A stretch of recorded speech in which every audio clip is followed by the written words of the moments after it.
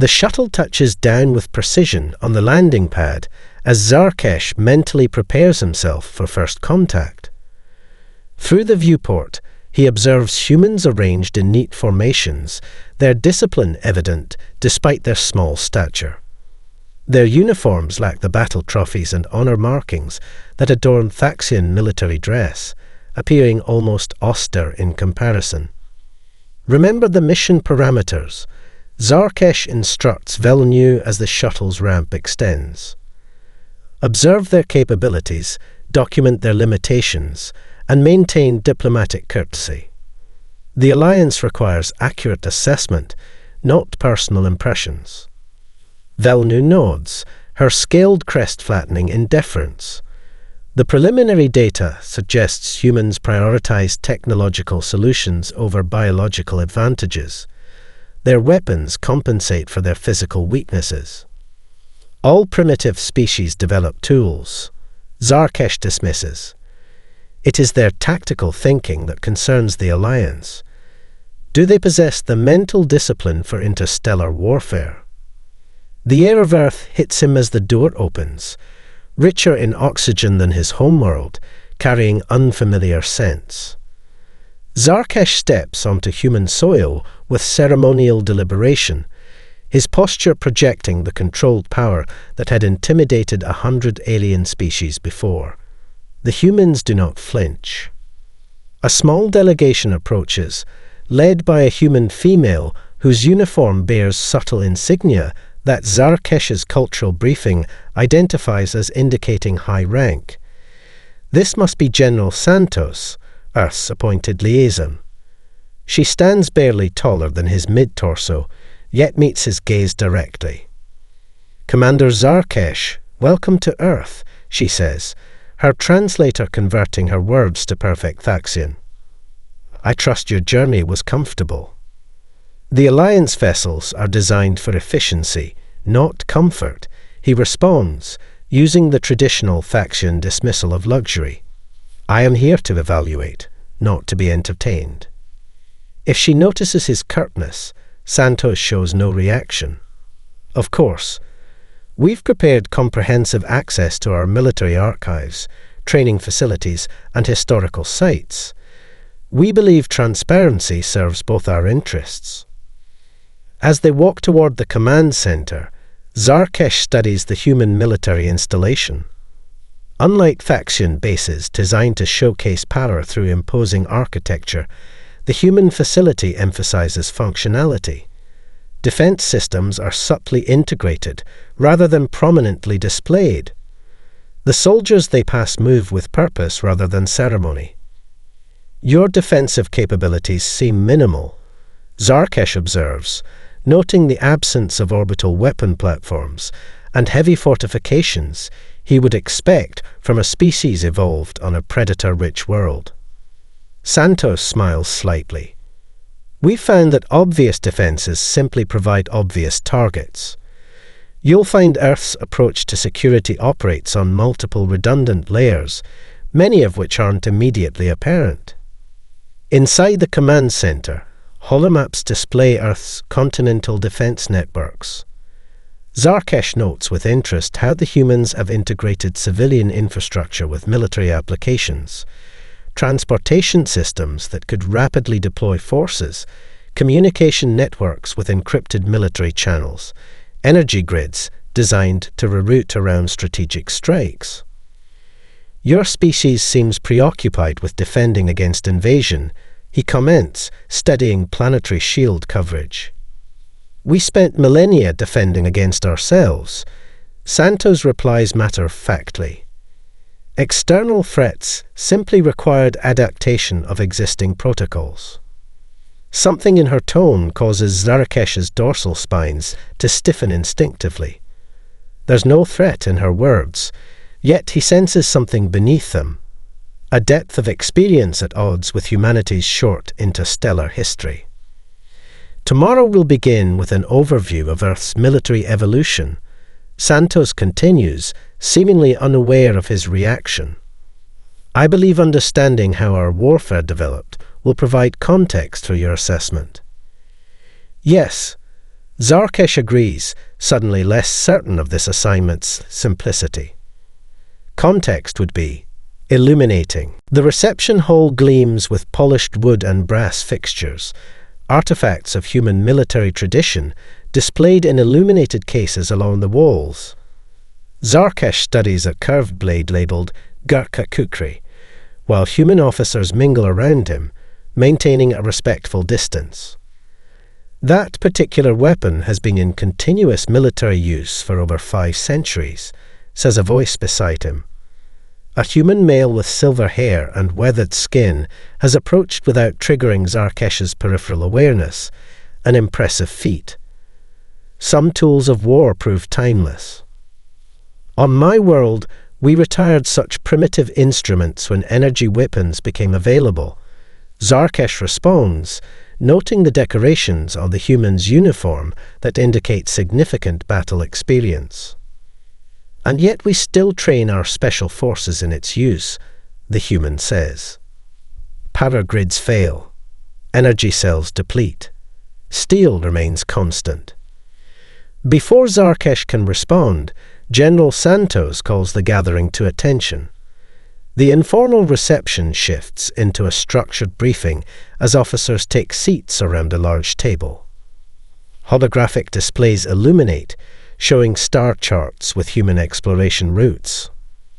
Commander, we've prepared presentations on key aspects of Earth's military doctrine, Santos begins.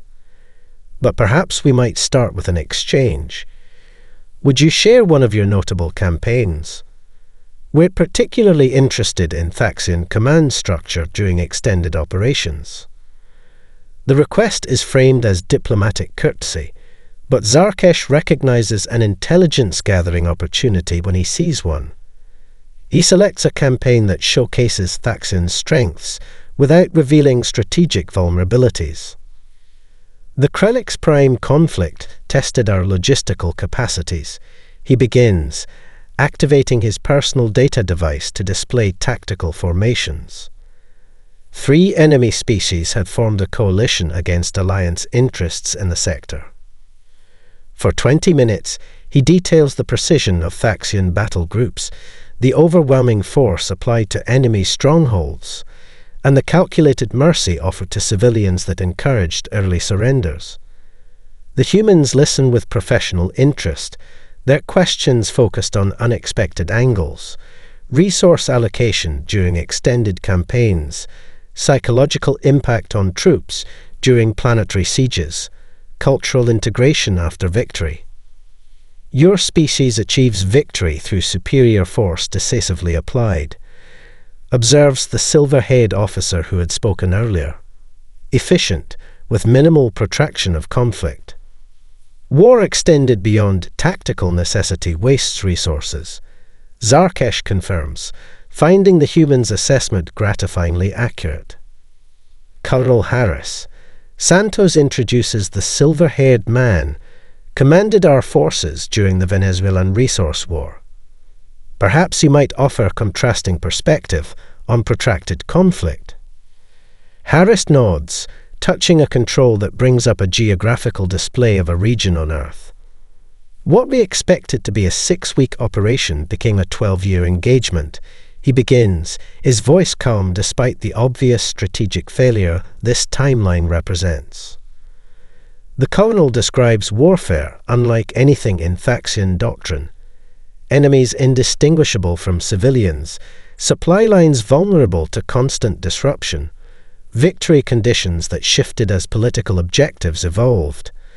Most disturbing is his description of the psychological burden on troops required to maintain combat readiness when enemies refused conventional engagement.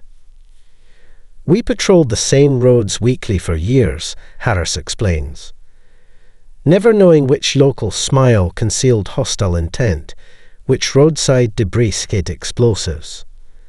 Soldiers cleared the same village 20 times, gaining control by daylight, yielding it by darkness. Zarkesh struggles to comprehend such tactical inefficiency. Why not simply eliminate the civilian population harboring your enemies? The conflict would have resolved immediately.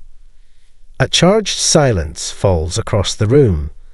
The human officers exchange glances that Zarkesh cannot fully interpret. Because that would mean we had lost something more important than the war, Harris finally answers. When your victory requires you to become unrecognizable to yourself, it's not victory at all. The archive chamber hums with energy as data flows through crystalline storage matrices. Zarkesh stands before a three-dimensional projection of ancient human battle formations, watching as digital legionnaires maneuver across terrain that hasn't existed for millennia.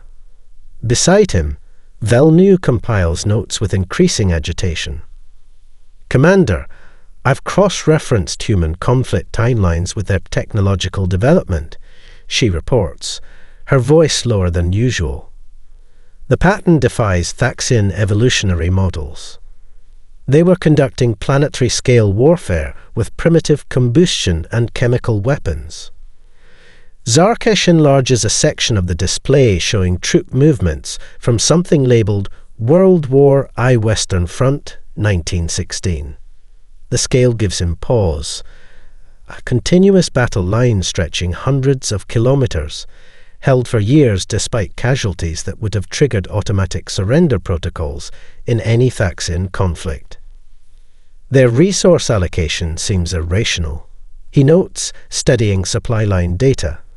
Both sides continued offensive operations long after statistical victory became impossible. A human archivist approaches, her steps deliberately audible to avoid startling the Thaxians. Commander, General Santos asked me to assist with any contextual questions.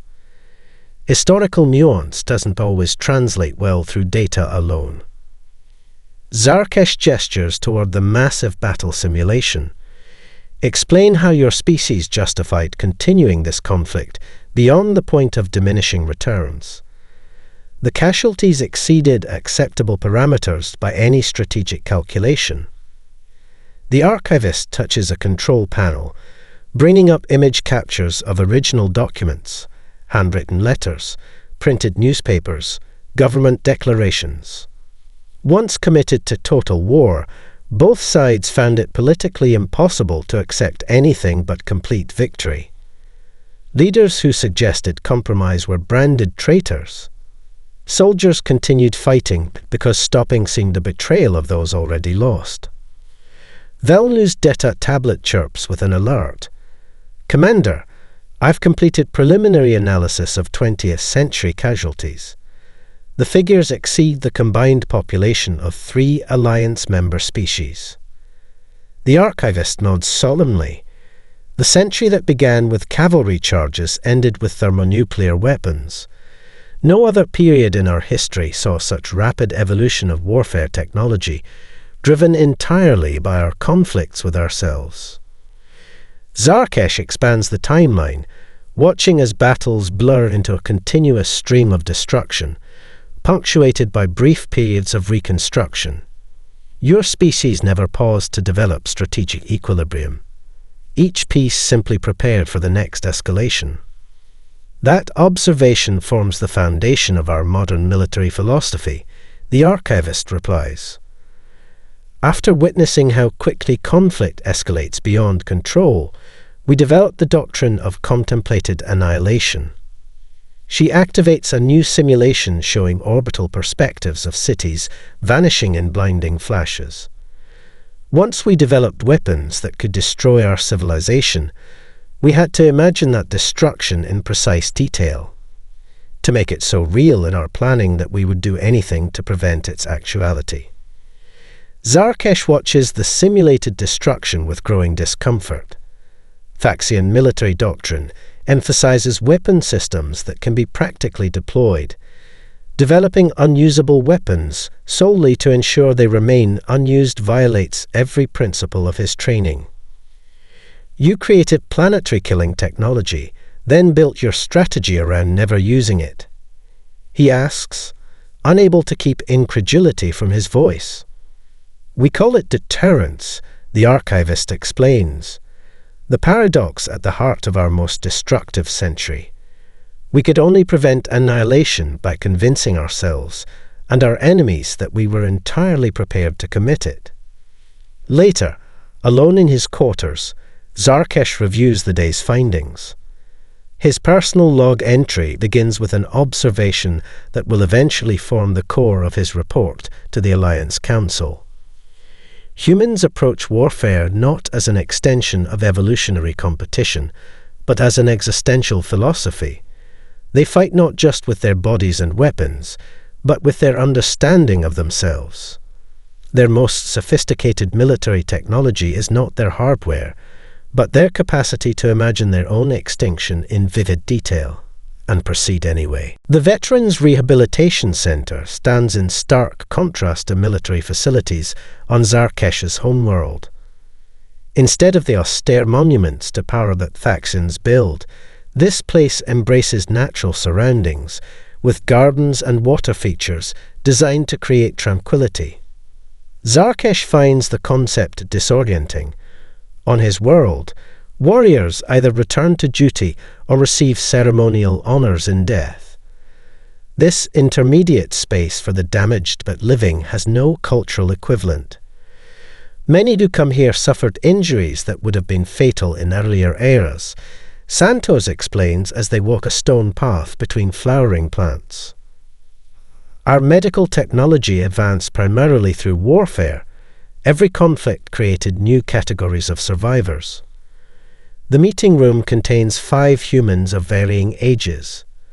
Zarkesh notes their injuries with a warrior's assessing eye, missing limbs, burn scars, signs of neurological damage. On his world, these veterans would have been celebrated briefly, then quietly moved away from public view.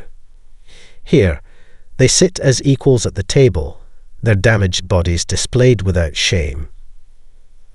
"I've explained the purpose of your visit," Santos tells the veterans. They've agreed to share their combat experiences with complete candor. The first to speak is a woman whose artificial arm gleams with subtle technological sophistication. 14 years in urban pacification operations, she begins without preamble. Specialized in close-quarters threat assessment and civilian extraction. As she describes her experiences, Zarkesh struggles to categorize what she's describing within his understanding of warfare. She speaks of entering civilian homes without knowing if they contained enemies, of making split-second decisions based on micro-expressions and cultural cues, of living among populations where every friendly interaction might conceal hostile intent. "How did you maintain unit cohesion when victory conditions were so ambiguous?" he asks. "We redefined victory," she answers simply. "Some days, success meant everyone in your squad returned alive. Some days, it meant a child didn't become collateral damage. Strategic objectives became increasingly abstract the longer we stayed." A male veteran with neural implants visible at his temples describes submarine warfare, months spent in underwater vessels carrying apocalyptic weapons, maintaining constant readiness for orders that would mean civilization had already ended. "We practiced launching world-killing missiles every day," he explains, knowing that if we ever receive actual launch codes, there would likely be nothing to return to. Most psychological casualties came not from combat stress, but from contemplating this paradox. Zarkesh finds himself unable to formulate appropriate questions. Thaxian military doctrine has no framework for warriors who prepare daily for battles they hope never to fight, who carry the means to destroy worlds while praying they never use it. The final veteran to speak appears physically intact, but something in his eyes triggers Zarkesh's instinctive threat assessment. This human has witnessed something beyond conventional warfare. Special Operations, Psychological Warfare Division, he introduces himself. "My unit studied how to break enemy societies from within, identifying cultural pressure points, exploiting religious differences, turning neighbors against each other through manufactured grievances." He describes campaigns designed not to defeat enemy combatants, but to unravel the social fabric that supported them. Information weapons deployed to create paranoia, targeted assassinations conducted to trigger maximum cultural disruption, manipulated media used to distort reality itself. The most dangerous battlefield, he concludes quietly, exists in the space between what people believe and what is true.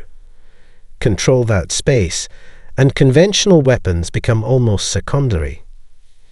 As they leave the facility, Velnu notices her commander's unusual silence.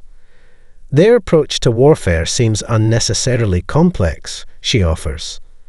Perhaps inefficiency explains why they remained planet-bound for so long. Zarkesh doesn't immediately respond. When he does, his voice contains something Velnu has never heard before: uncertainty. "No," he says finally.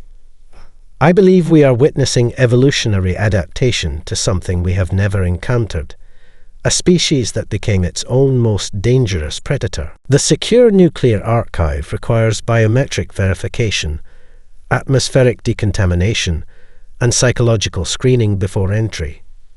Zarkesh finds these precautions excessive until Santos explains they're not to protect the information, but to protect visitors from the information's impact.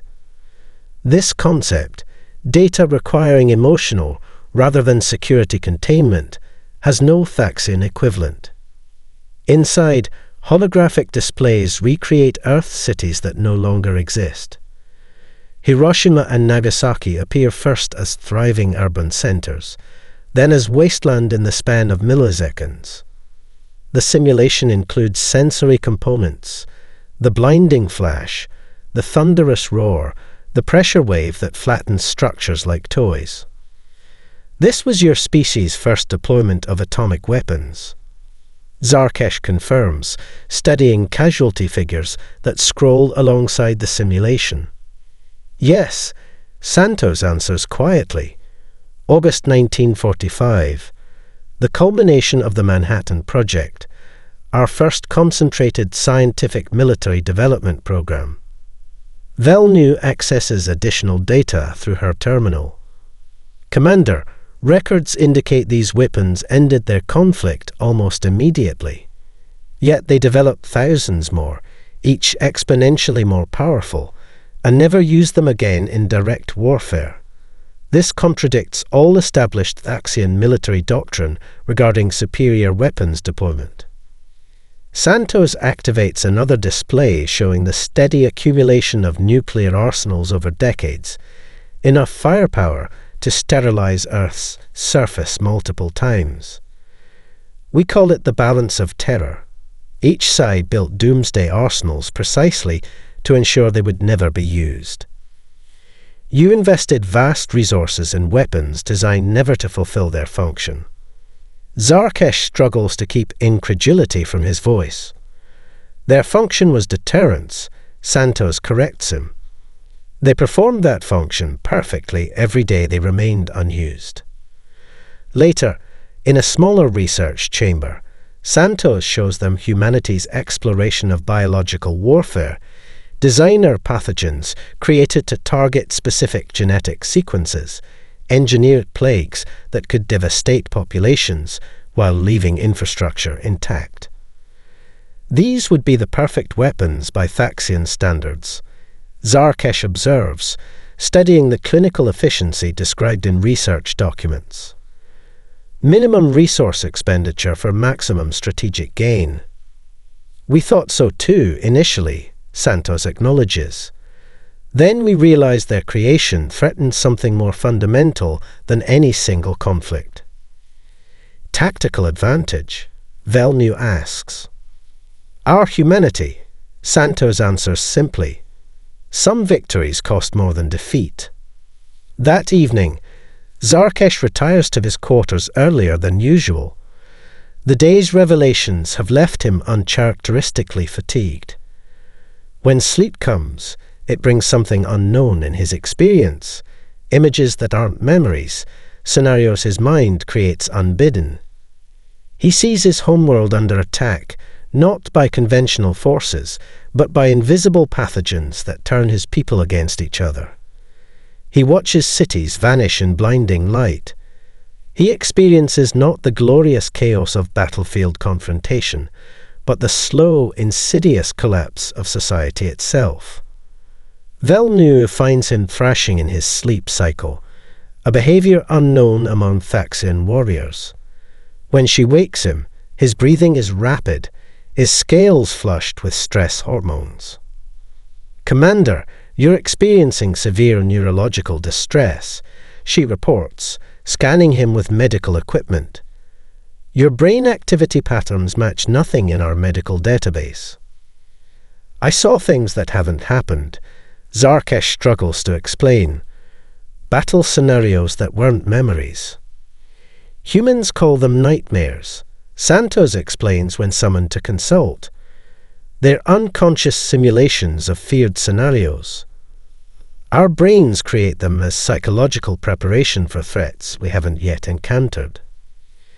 Zarkesh stares at her, comprehension dawning. "Your entire military doctrine is built around nightmares, scenarios you create to prevent their occurrence." "Yes," Santos acknowledges. "We learn to imagine destruction in such detail that we would do anything to avoid manifesting it." For the first time in his career, Zarkesh feels genuine uncertainty about his mission. He came to evaluate a species' military capability, but finds himself confronting an entirely different question. What happens when a civilization evolves not just to win wars, but to understand itself through them? The genocide archives occupy a separate facility altogether, set apart from the military complex in a building of somber architecture. No flags fly here. No military insignia marks the entrance. The structure itself seems designed to convey weight. Stone rather than modern composites, windows that filter sunlight into muted patterns across the floor. This repository contains humanity's darkest chapters. Santos explains as they approach. Most visitors receive extensive preparation before entry. "I've advised against your direct access, but you've insisted on comprehensive assessment." Thaxian warriors do not require emotional safeguards. Zarkesh responds, though he notices his own disquiet growing as they pass through security protocols that scan not just for weapons, but for psychological stability. Inside, the facility operates differently from the military archives. Here, holographic simulations give way to original artifacts preserved behind protective fields. Simple wooden shoes worn by prisoners, identification papers with photographs of the long dead, children's drawings created in concentration camps, meticulous logistical records kept by perpetrators. What disturbs Zarkesh most is not the evidence of brutality. All species engage in violence, but the methodical organization behind it. He finds himself staring at a display of administrative documents, unable to reconcile their mundane appearance with their function in facilitating mass extermination. These are inventory records. He asks the archive curator, a quiet human whose demeanor suggests long exposure to the material. Yes, the curator confirms. Each number represented a human being. The same administrative systems that managed factory production were adapted to process people. Efficiency experts optimized the killing workflow. Accountants tracked the value of recovered personal property. Velnu, who has been unnaturally silent, suddenly steps away from a display of medical records. Her usual composed demeanor slips, scales flushing with stress indicators. "Commander," she says, her voice uncharacteristically strained, "the medical experimentation documentation exceeds acceptable parameters for scientific conduct. These weren't enemy combatants. They were designated test subjects based on genetic markers." The curator nods gravely. The ideology classified certain populations as simultaneously subhuman and existential threats. This contradiction allowed normal citizens, doctors, lawyers, civil servants, to participate in industrialized murder while maintaining their self-image as civilized people. Zarkesh approaches a wall where hundreds of faded photographs show faces of individuals before their execution. The scale overwhelms his tactical training. Not soldiers fallen in battle, but civilians systematically processed through a machinery of death. Your species did this to itself, he asks, though he already knows the answer. Not through combat frenzy or resource competition. Through bureaucracy, the curator answers. Through logical systems built on false premises. Through language that transformed humans into abstractions. Through ordinary people following orders while deliberately not seeing the consequences.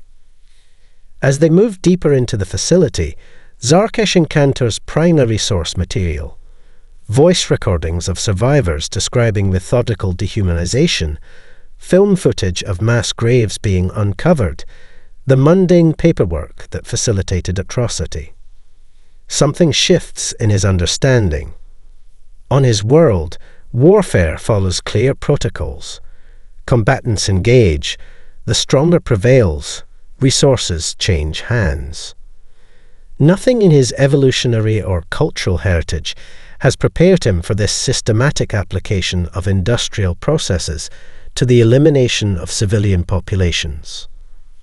When they reach the section documenting the international response, the establishment of legal frameworks explicitly defining crimes against humanity, the creation of institutions designed to prevent recurrence, Zarkesh finds himself unable to continue. His body, conditioned to withstand extreme physical stress, betrays him. His vision blurs, his balance falters. The last exhibit he registers before requesting to leave contains a simple declaration: never again. Not a strategy for victory, but a commitment to perpetual vigilance against the darkness within. Outside the facility, he stops beneath the open sky, his respiratory system struggling to process sufficient oxygen despite Earth's abundant atmosphere. Commander, Velnu inquires, her concern evident despite her attempt at professional detachment. We need to revise our assessment parameters. Zarkesh manages to respond. We've been asking the wrong questions entirely. For 3 days, Zarkesh remains in his quarters, refusing all visitors except medical staff. Alliance protocols have no precedent for his condition.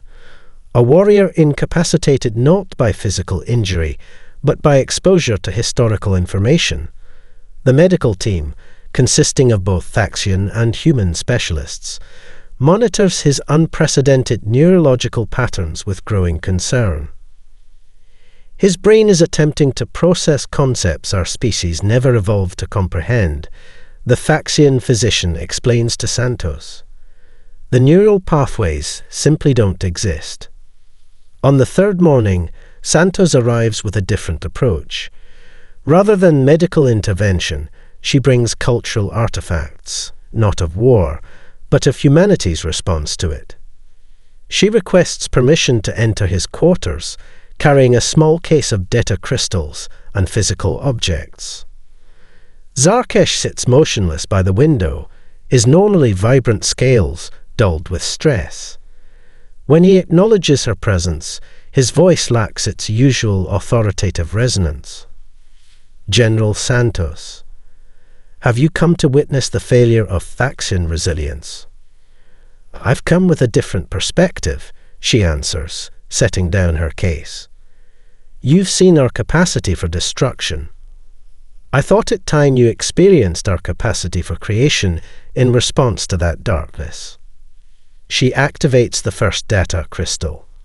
The room fills with music, a string quartet composed in a concentration camp by a prisoner who died there.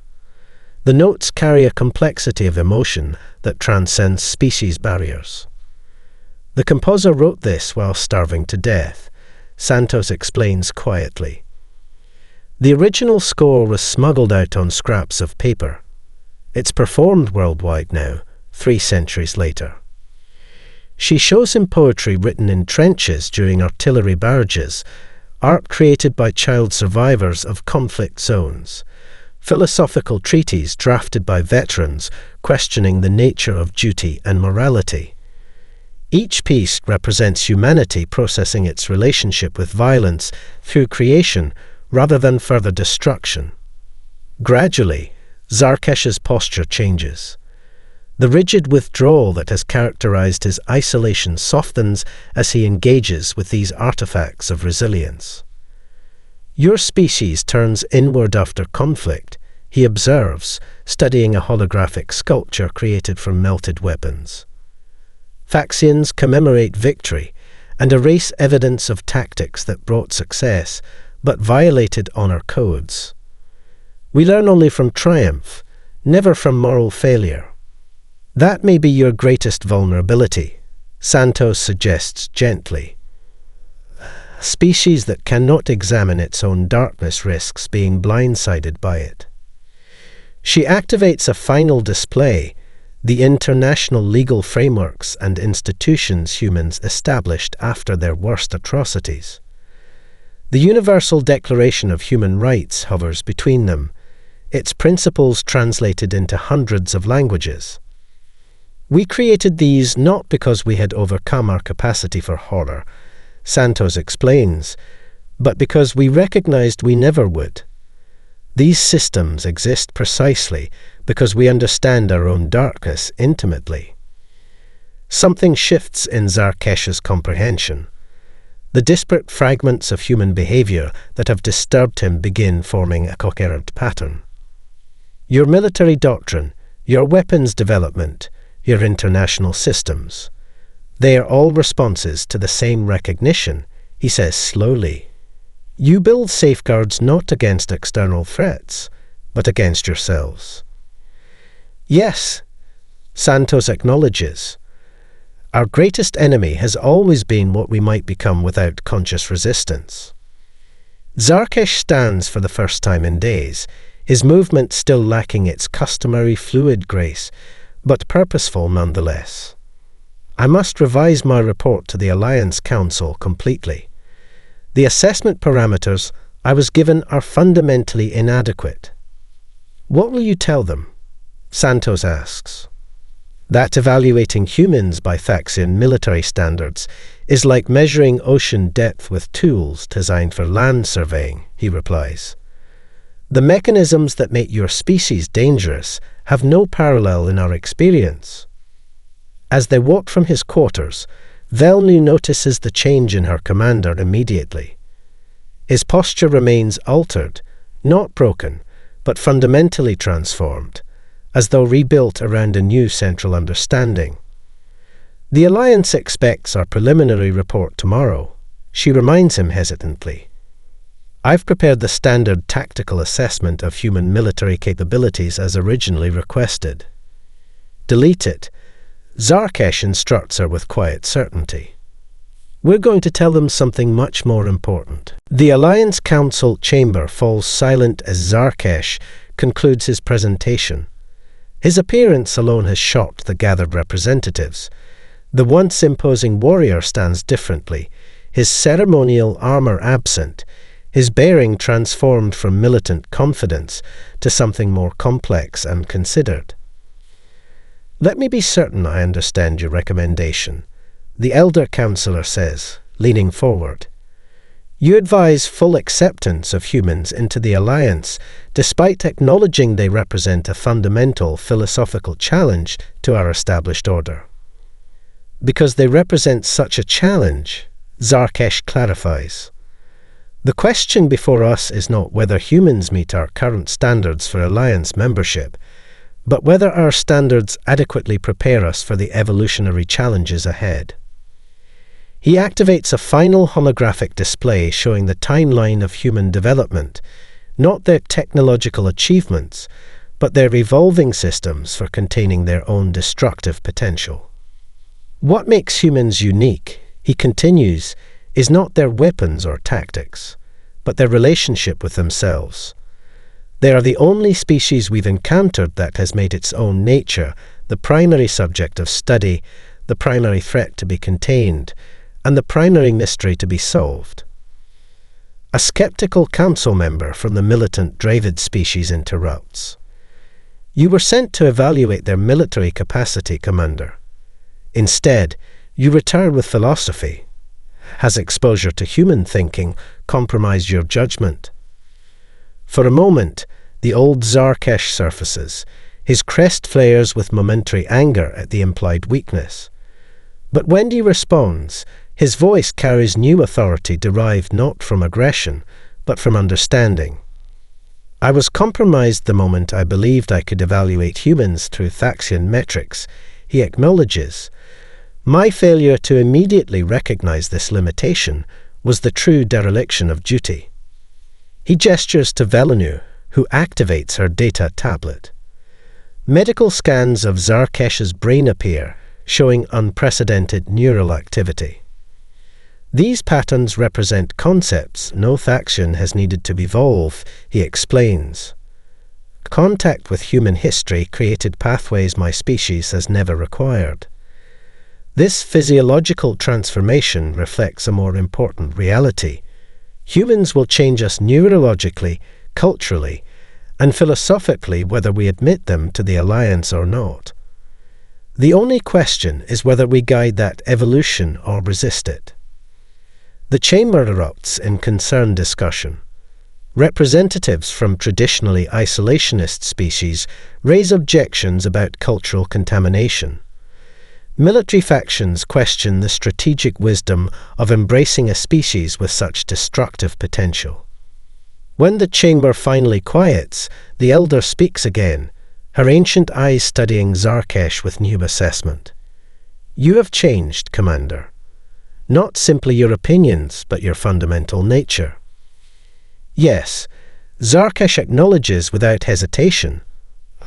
I encountered a truth my biology had not prepared me to recognize, that a species can be simultaneously its own greatest threat and its own most important safeguard. And this transformation leads you to advocate for human inclusion, despite the disruption they will inevitably bring. Because of it, Zarkesh answers firmly.